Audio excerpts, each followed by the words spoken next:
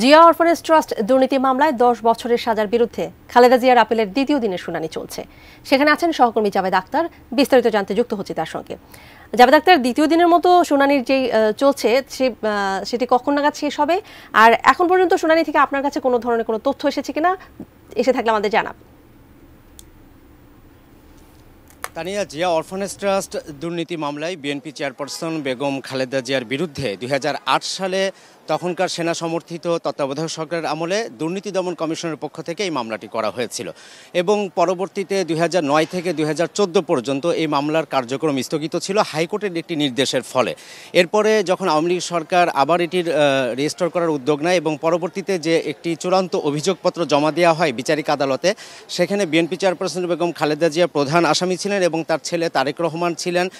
এর বাইরে শরফুদ্দিন নামে একজন ব্যবসায়ী এবং তখনকার মুখ্য সচিব কামাল উদ্দিন সিদ্দিকী এবং একজন ব্যবসায়ী এবং এমপি কাজী সালিমুল ইসলাম এবং জিয়াউর রহমানের ভাগ্নে মমিনুর রহমান, এই ৬ জনের বিরুদ্ধে সাজা হয় ২০১৮ সালের ৮ ফেব্রুয়ারি। এই সাজাটি দিয়েছিলেন ঢাকার বিশেষ জজ আদালত ৫-এর বিচারক ডক্টর আখতারুজ্জামান। তিনি খালেদা জিয়াকে দিয়েছিলেন ৫ বছরের সাজা, সশ্রম কারাদণ্ড, এবং অন্য যে ৫ জনের কথা বললাম তারেক রহমান সহ সবাইকে ১০ বছরের সশ্রম কারাদণ্ড দিয়েছিলেন এবং ২ কোটি ১০ লাখ টাকা করে জরিমানা করেছিলেন।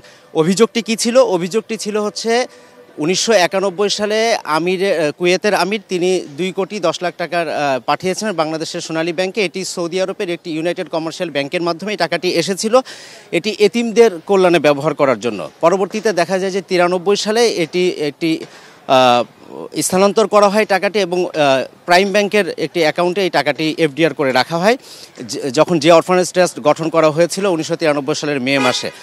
এইখানে দুদকের পক্ষ থেকে বলা হয়েছে যে বিএনপি চেয়ারপারসন বেগম খালেদা জিয়া তিনি যে প্রধানমন্ত্রী ছিলেন সেই ক্ষমতাটার অপব্যবহার করে তিনি আসলে টাকাটি সরিয়েছেন এবং টাকাটি তছরূপ করা হয়েছে। আসলে প্রকৃত অর্থে আজকে খালেদা জিয়ার আইনজীবী গতকাল থেকে এটি আপিল শুনানি শুরু হয়েছে।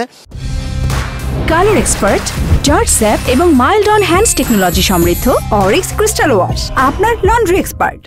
এবং তারা যেই যুক্তিগুলো তুলে ধরার চেষ্টা করছেন মোটা দাগে সেটি হচ্ছে যে এই টাকাটি আসলে স্থানান্তর হয়েছে ঠিকই, কিন্তু টাকাটি কোনোভাবে আত্মসাৎ হয়নি, কোনো তছরুফও হয়নি, বরঞ্চ এই কয়েক বছরে কয়েক গুণ এফডিআর মাধ্যমে কয়েক গুণ টাকা বেড়েছে। এবং তারা বলছেন যে খালেদা জিয়া এই যে জিয়া অরফানেজ ট্রাস্টের কোনো কিছুর সাথে তিনি যুক্ত নয়, শুধুমাত্র এখানে তার স্বামীর নামে অর্থাৎ সাবেক রাষ্ট্রপতি জিয়াউর রহমানের নামে করা হয়েছে বলেই তাকে এখানে ফাঁসানো হয়েছে এবং এটি একটি রাজনৈতিক প্রতিহিংসামূলক মামলা করা হয়েছে।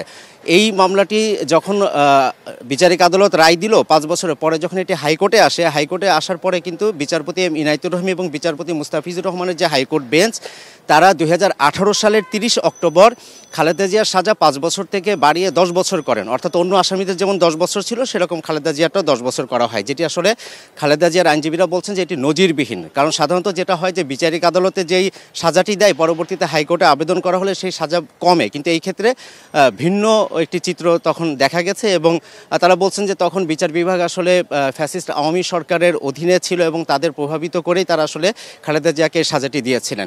এরপরে দীর্ঘদিন আপনি জানেন যে আওয়ামী লীগ সরকার ক্ষমতা থাকার ফলে এটি আর সামনে আসেনি। ৫ই আগস্ট যে জুলাই আগস্টের গণহত্যার যে গণ অভ্যুত্থানের মধ্য দিয়ে ছাত্র জনতার অভ্যুত্থানের মধ্য দিয়ে সরকারের পতন হলো, তারপরে এই মামলাটি আসে। সবশেষ গত ১১ নভেম্বর খালেদা জিয়ার যে দুটি পৃথক লিভ টু আপিলের আবেদন, সেই আবেদনটি মঞ্জুর করা হয়।